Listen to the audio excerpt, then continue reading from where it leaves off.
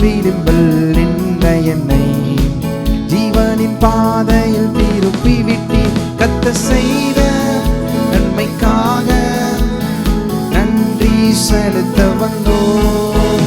நம்மை மறவாம் அவர் கிருபை எண்ணியே துதிக்க வந்தோம். கர்த்தர் செய்த